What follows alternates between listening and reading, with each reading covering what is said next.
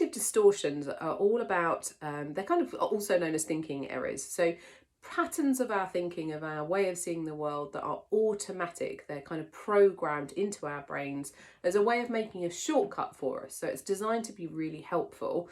Cognitive behavioural therapy is a whole kind of range of different therapies that are around our cognition, so our experience, our thoughts and our feelings, and the kind of behaviours that manifest as a result of that. We borrow some of the therapeutic tools and adapt them to the coaching environment, with a focus towards the future, what's going on for the person in the here and now that's affecting the future that they want to have. So this is around 1980 and comes from Burns, amongst others. And some of the common cognitive distortions that we see people have is that they can have all or nothing thinking. So they can believe that it's either everything or it's nothing at all, and they don't see the kind of grey area in the middle of that. Another one is that they overgeneralise. So they go, oh, it's always this way. Every time I try to access this particular file structure on my computer, it always goes wrong. Well, does it really? Every single time? It never works.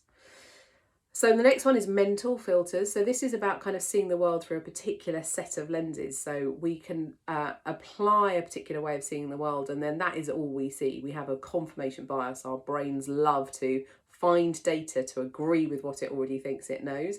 So we have a number of those different mental filters that might be operating.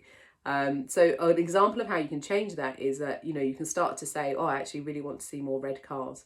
And then your brain will start to pick up the idea that there are red cars out there. And they, nothing has changed in terms of the colour of the cars outside on the road, but your brain is picking up a particular filter. So you can deliberately choose what you filter in, but you can also be victim to the fact that your brain is filtering some stuff out.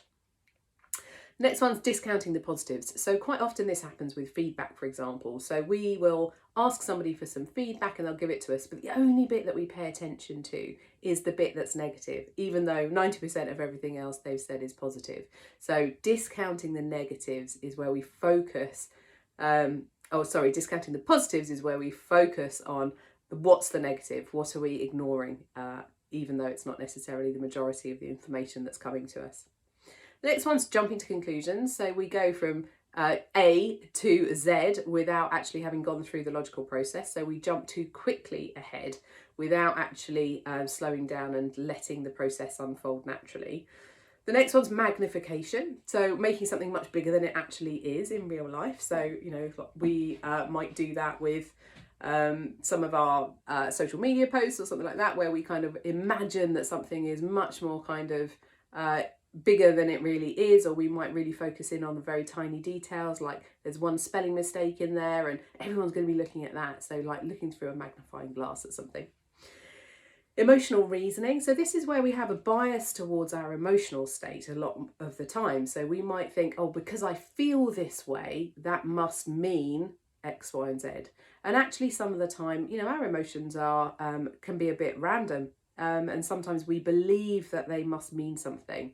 So an example of that might be, I'm feeling a bit insecure about my partner right now, so I must end the relationship. Well, actually, do you know what? Insecurity, we need to add some logic into that. We need to add that layer of, well, actually, if we just take emotion as one source of information and not the only source of information available to us, what does that leave us with? So we don't just dive through because there's something that's got powerful emotion for us. The next one's should statement. So this is often where things have come up to us in our childhood, where we've been conditioned by our parents, by society, by the world around us to believe that we should be able to do things in a certain way or shouldn't do things in a certain way. And so catching those and being aware of actually, is that helpful for me now as an adult? Or, am I still playing out things that were true for me when I was 4 years old? So how do we free ourselves from those shoulds, those expectations? Labelling. So sometimes, again, it's a kind of way of categorising information, is that we stick a kind of a container around it and we put a label on it. And actually sometimes that's not very helpful either. So we might label something like, all boys in hoodies under the age of 20 are thugs. I mean, really, all of them, every single one? It's like categorising people in a way that's, again, it's a shortcut. Our brain is trying to be helpful, but actually, really, is it helpful? because it's probably mislabeling in some respects. It's probably over generalizing and putting too many things into the bucket with that label. The labels can't always be helpful. Personalisation and blame, lastly. So this is about where we take things too personally. We think it's about us. So I've sent a message to my friend and my friend hasn't replied. Oh my gosh, I must have done something wrong. She must not like me anymore. Perhaps she thinks I'm a terrible person because it took me 2 hours to reply and I should have replied straight away. So we're taking things on board in a way that is about us, when actually a lot of the time it really isn't about us. That other person is probably just busy doing them.